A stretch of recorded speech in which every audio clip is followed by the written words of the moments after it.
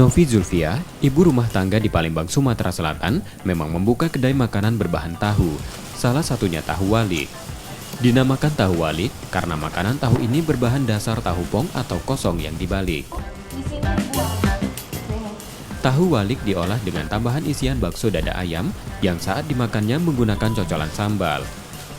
Bahan yang dibutuhkan untuk membuat tahu walik, tahu pong, bakso dada ayam, tepung, telur, bawang merah, penyedap rasa, dan lada.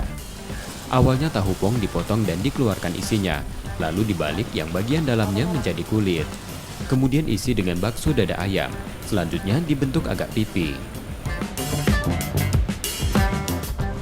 Siapkan air rebusan dan masukkan lada serta penyedap rasa, kemudian rebus tahu walik selama 3 menit.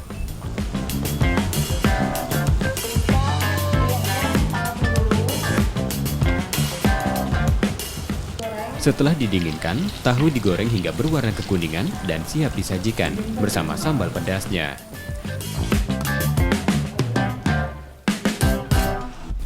Tahu walik buatannya menurut Novi Zulfia mampu terjual lebih dari 30 porsi per hari yang dihargai 15.000 per porsinya. Kita jualnya di seputaran Sumatera Selatan, Palembang, bisa juga di luar kota. Kita biasa kirim ke Bogor, Jakarta, Batam, Jambi.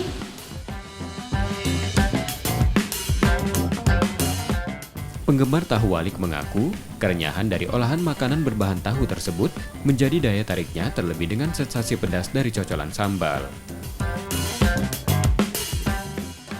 Rasanya enak, renyah, renyah ya.